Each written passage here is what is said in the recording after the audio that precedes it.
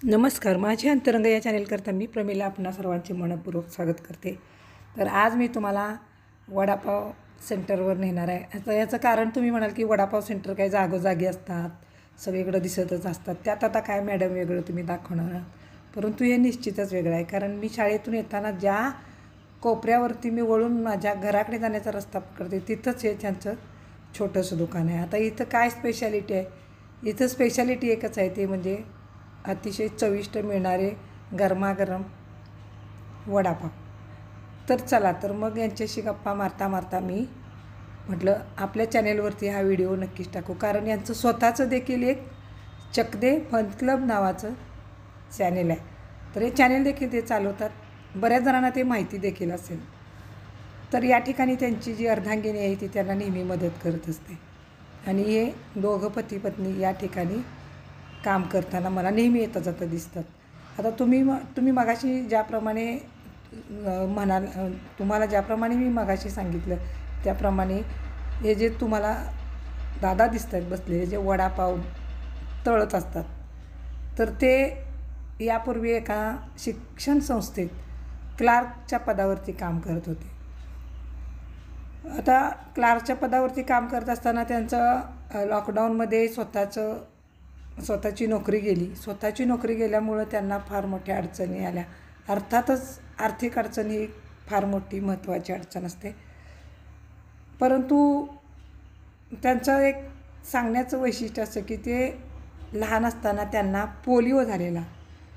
Polio झाल्यामुळं त्यांचा एक पाय अधो आहे, तरी देखील ते नेहमी हसमुख असतात, हे त्यांचं वैशिष्ट्य आहे। पती पत्नी चॅनेलवरती शॉर्ट व्हिडिओ टाकतात आणि लोकांना हसवत असतात, आणि वैशिष्ट्य असं की ते अतिशय अभिमानानं सांगतात की माझी अर्धांगिनी ही मला सदैव साथ देत असते। बघा, जर शरीराने धड असणारा नवरा असेल तर त्याला साथ देणं हे अतिशय सामान्य गोष्ट आहे, परंतु जर आपला पती जर अपंग असेल तर त्याला साथ देताना त्या पत्नीला नक्कीच अनेक प्रकारच्या अडचणींना सामोरं जावं लागतं।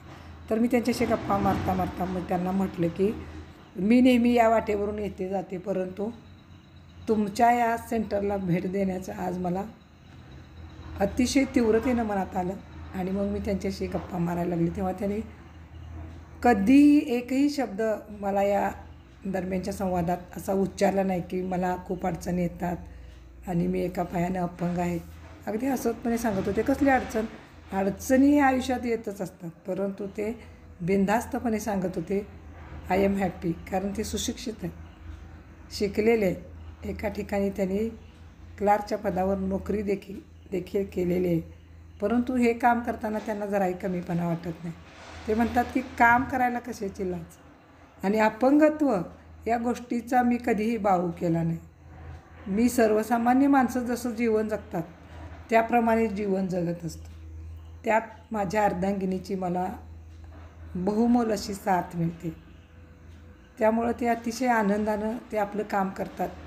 बघा, आपला जीवनसाथी हा जर आपल्याला साथ देणारा असेल तर माणूस काहीही करू शकतो। आणि कधीही इथं मी जाता येता यांना बघत असते तर नेहमी हसत खेळत ते पती पत्नी गिऱ्हाईकांशी बोलत असतात, आपल्या कामात ते व्यस्त असतात, आपल्या कामात ते मग्न असतात। आणि मग असं करता करता मी त्यांना म्हटलं मला 5 वडे पार्सल द्या, कारण आज आमच्या घरात आम्ही 5 जण होतो। तर ते म्हटले ठीक आहे। मग नंतर मी 5 वड्यांचे पार्सल घेतली आणि घरी जायला निघाले। घरी आल्यानंतर ते जे टेस्ट होती ती अतिशय अप्रतिम होती। खरोखर ते जसे बोलत होते त्या प्रकारेच त्यांचं जे त्या कामाप्रती असणारं प्रेम होतं ते खरोखर दिसून येत होतं। म्हणून मी मनाशी बरेच दिवस ठरवल्यानंतर मला आज हा योग आला की त्यांच्या वडापाव सेंटरला भेट द्यायची आणि त्यांचाच व्हिडिओ बनवायचा। अर्थातच त्यांचं चॅनेल होतं आणि माझं देखील आहे, त्यांनी मला देखील सबस्क्राईब केलं, मी देखील त्यांना केलेलं आहे, परंतु आज आवर्जून वेळ काढला, येता येता छान गप्पा मारल्या, बरं वाटलं। या कष्टाळू गृहिणीची आणि कष्टाळू पतीची या ठिकाणी भेट झाली, आणि मी तुम्हाला सर्वांना असं सांगते की या चॅनेलचा जो या सेंटरचा जो मी व्हिडिओ बनवला त्याला भरभरून प्रतिसाद द्या. आणि कधी जर असा तुमच्या आयुष्यात कोणाचा प्रसंग असेल की जे अतिशय संघर्षातून जात आहेत, तर तो संघर्ष म्हणजे संघर्ष नसतो, तर ते एक प्रकारची आपली संकटांना समर्थपणे तोंड देण्यासाठी घेतलेली परीक्षा असते.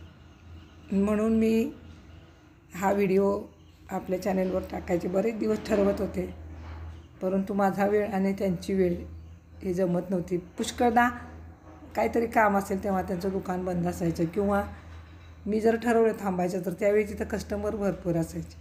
आज थोडेसे कमी होते, परंतु नेहमी कधीही पहा त्यावेळी तिथं कस्टमर अगदी भरभरून असतात.